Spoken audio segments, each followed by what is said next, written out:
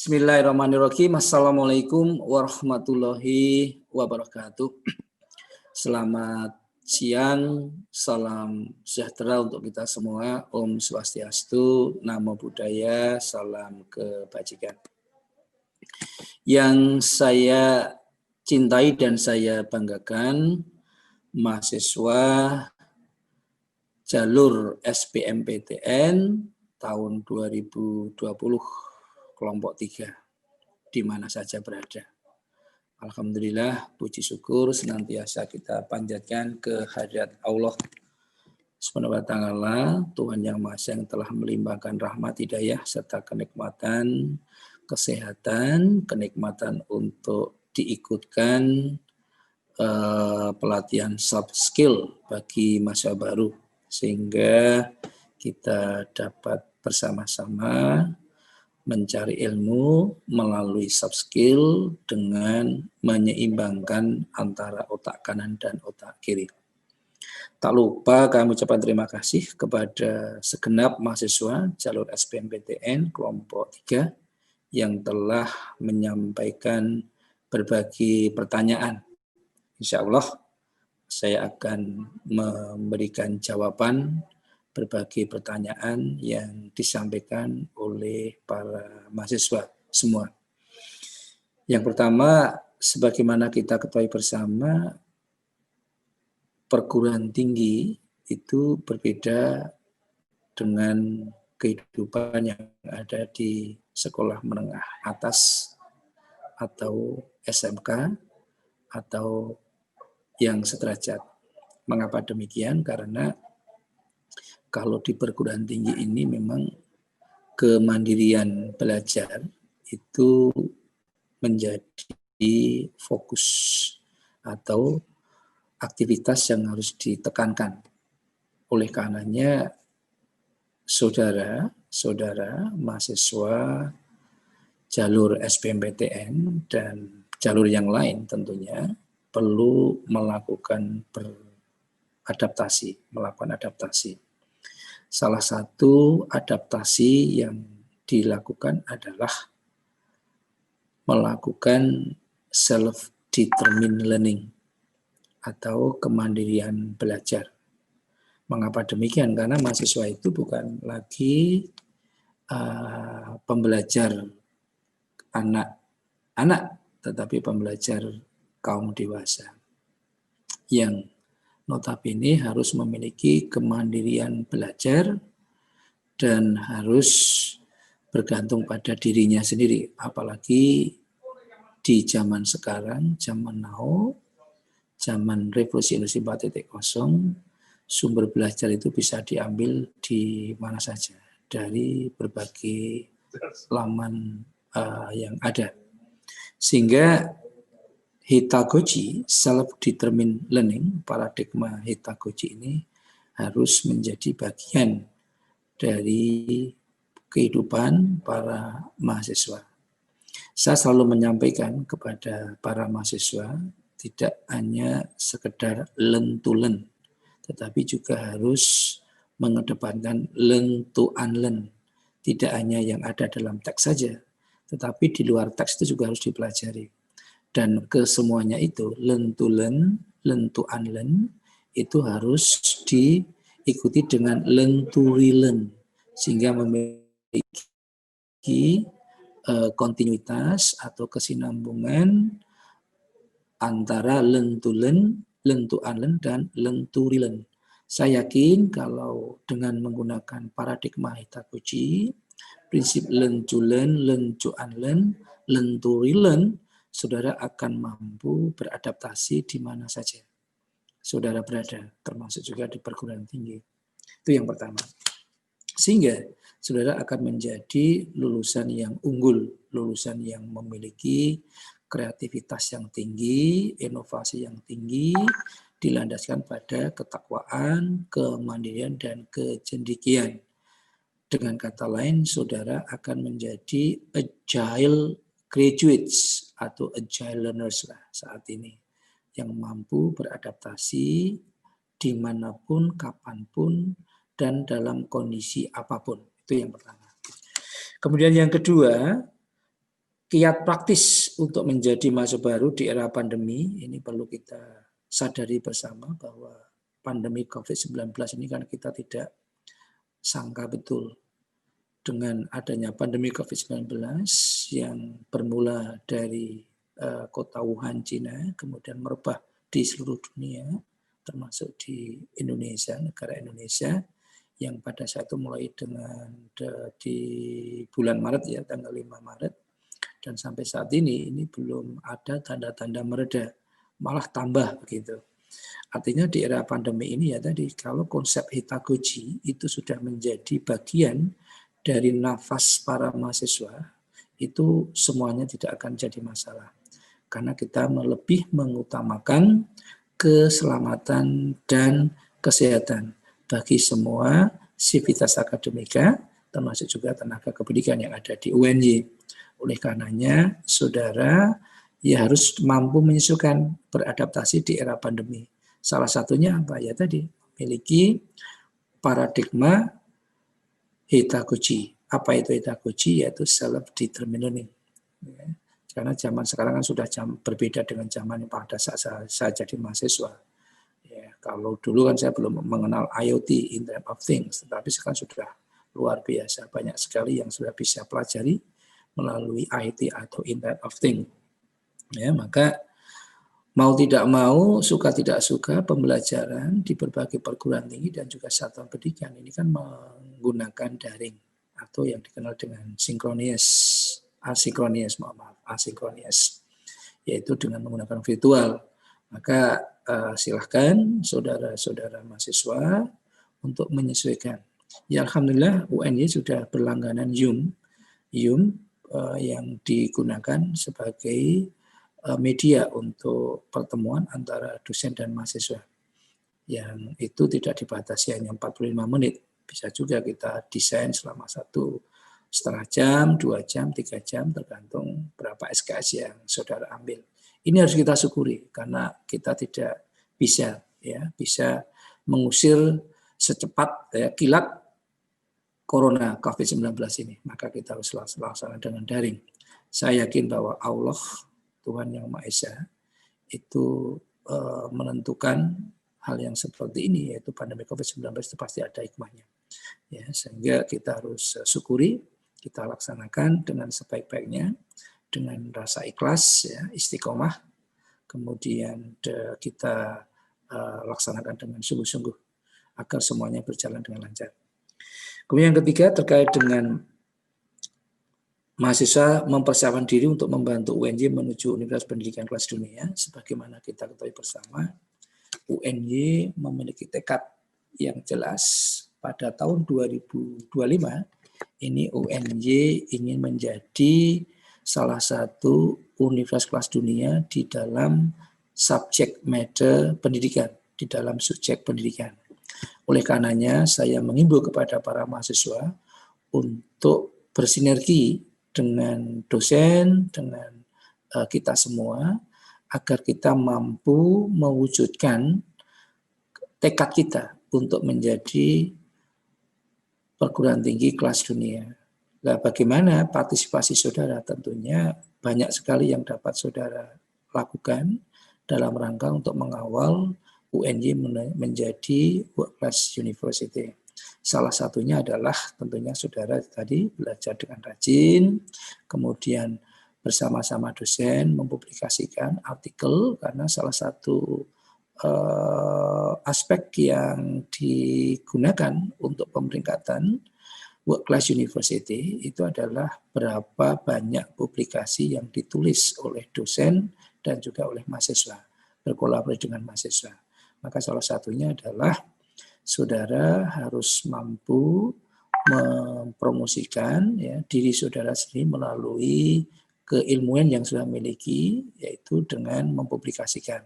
Dan alhamdulillah UNY memiliki RPL, rekomendasi pembelajaran lampau, yang dapat memperpendek masa studi para mahasiswa.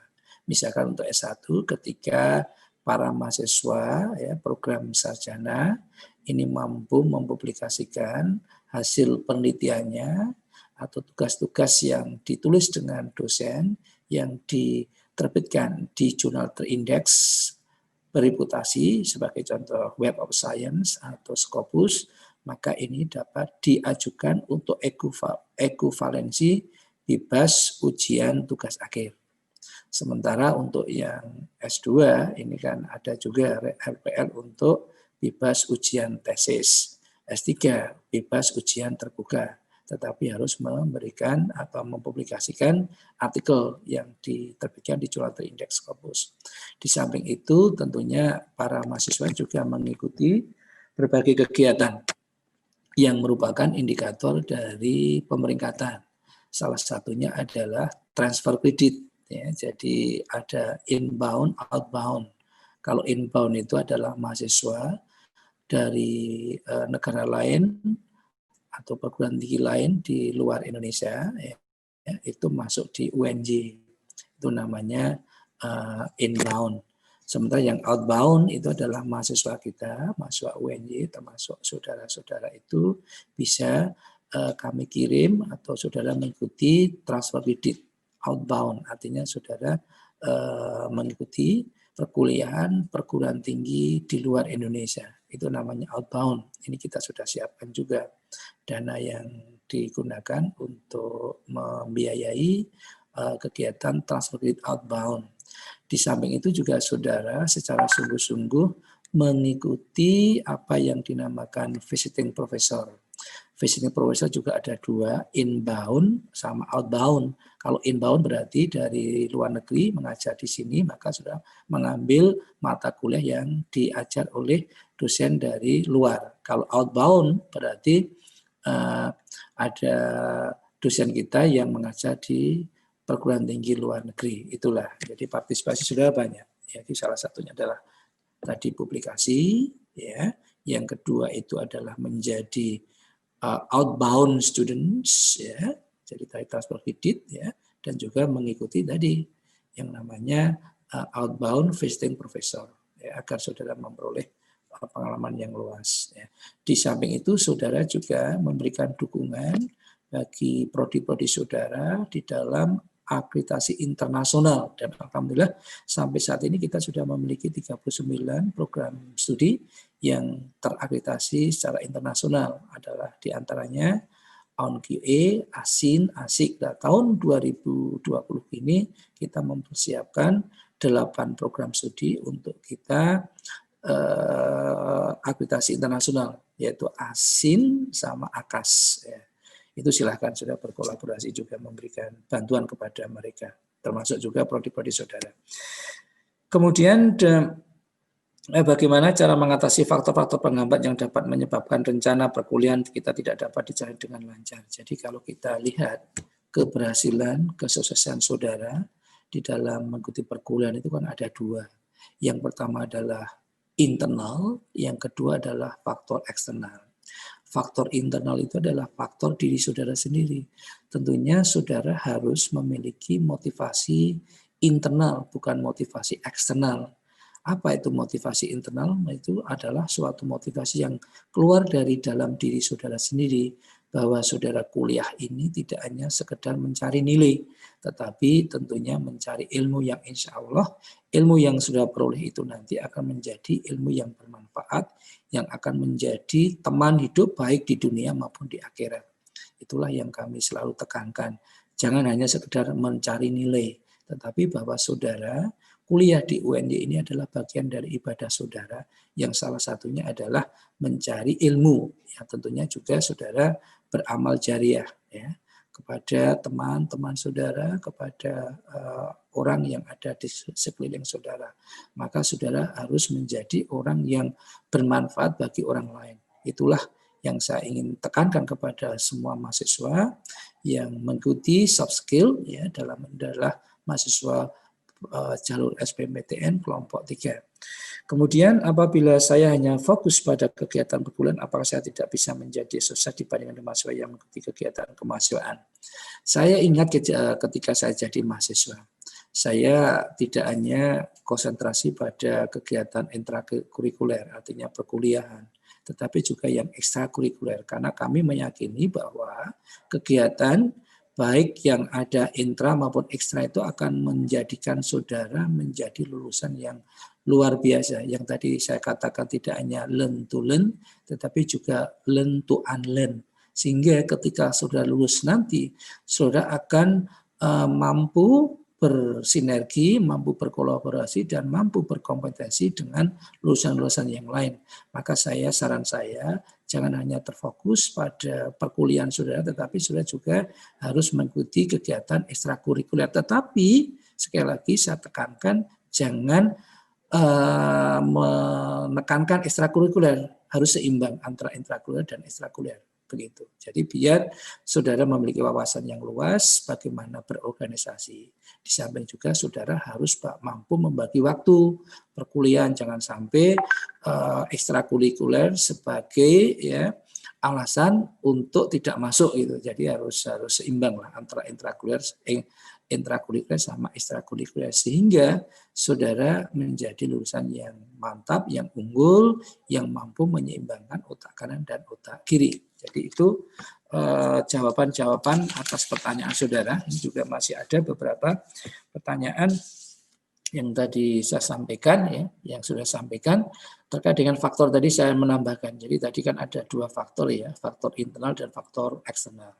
Faktor internal adalah faktor yang ada pada dalam diri saudara sendiri, termasuk motivasi, kemudian interest, intelligence, kecerdasan, kebiasaan dan sebagainya. Maka saudara harus menjadi someone, menjadi someone atau somebody yang mampu mengidentifikasi dirinya sendiri, Jadi siapa saya itu sudah mulai sekarang sudah harus mempelajari, sehingga dengan capabilities yang sudah miliki sudah akan menemukan jati diri saudara. Jadi silakan saudara mampu identifikasi jati diri saudara sehingga sudah menjadi mahasiswa yang unggul, mahasiswa yang profesional, mahasiswa yang tahu apa yang seharusnya dikerjakan dan bagaimana mengerjakan. Itu sementara yang faktor eksternal tentunya faktor dosen, kemudian orang tua, teman dan lain sebagainya. Maka saudara harus pandai-pandai mengkombinasikan faktor eksternal dengan faktor internal agar sudah menjadi mahasiswa yang unggul, mahasiswa yang sukses. Kemudian pertanyaan-pertanyaan yang lain, apakah berpikir kritis dan memiliki etos kerja tinggi sangat berpengaruh dalam pembelajaran? Iya. Jadi di dalam abad 21 ini, saudara harus memiliki FOSIS. Di antaranya adalah critical thinking and problem solving.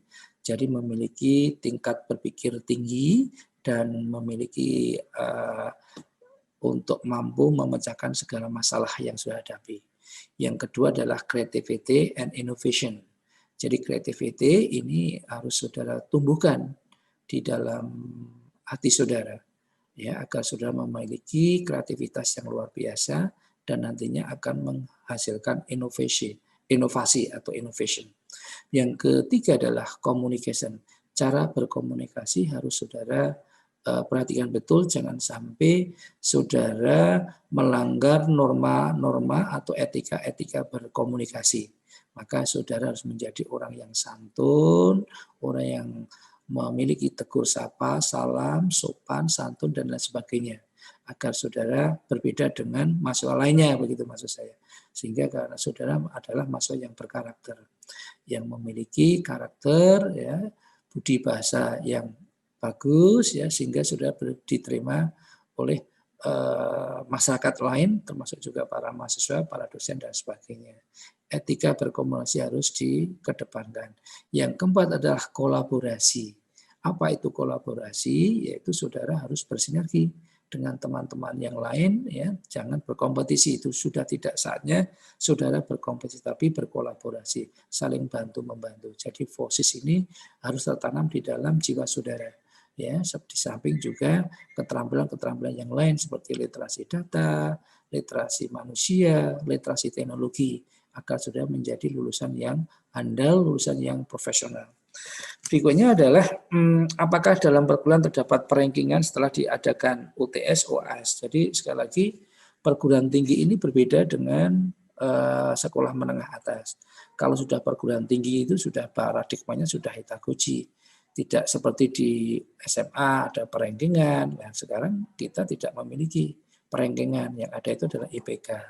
IPK kita kan ada yang cum laude, ada yang summa cum laude dan sebagainya, yang nantinya setiap semester sudah bisa melihat IPK saudara itu berapa, ya. Termasuk juga nanti pada saat wisuda, ya, wisuda itu kan nanti saudara akan memperoleh predikat apa?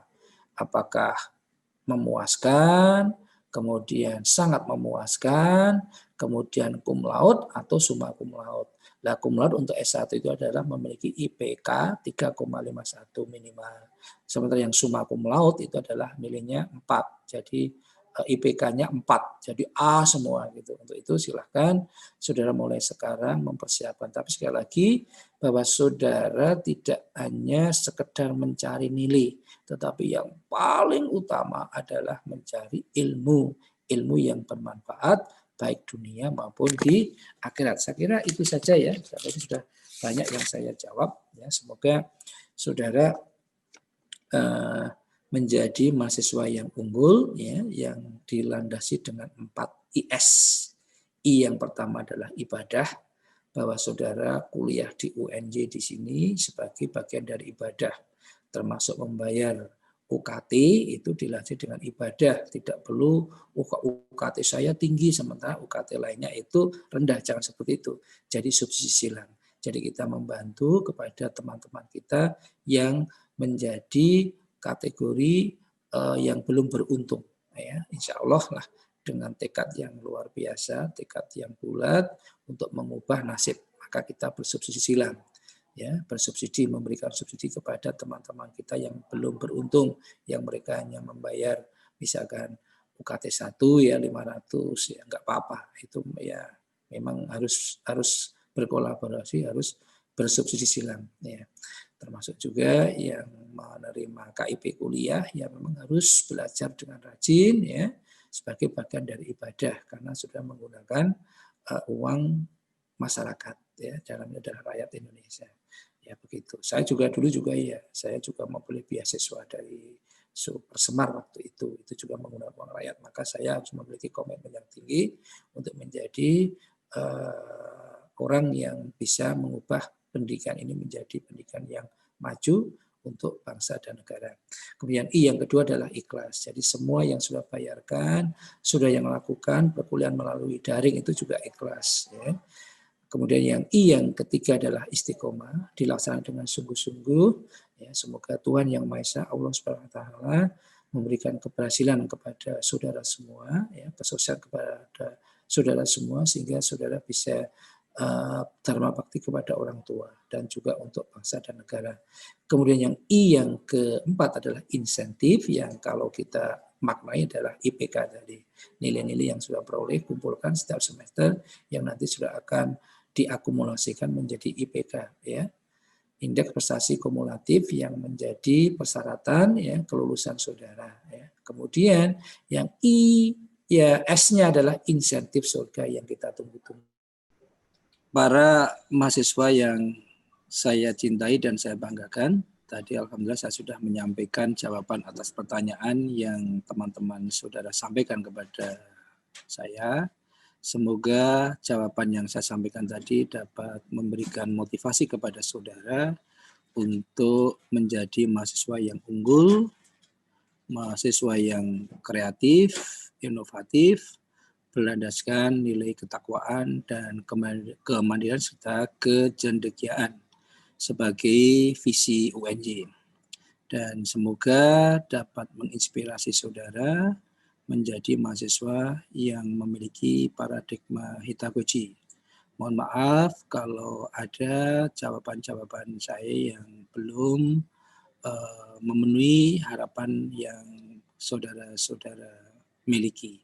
Saya kira itu saja yang dapat sampaikan. Kurang lebihnya mohon maaf. Selamat mengikuti pelatihan soft skill. Semoga Tuhan Yang Maha Esa senantiasa bersama kita dan memberikan keselamatan, kesehatan, serta keberhasilan kepada kita semua.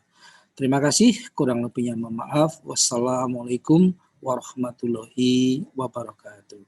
Selamat siang, salam sejahtera untuk kita semua. Om Swastiastu, Salam, Namo Buddhaya, salam kebajikan.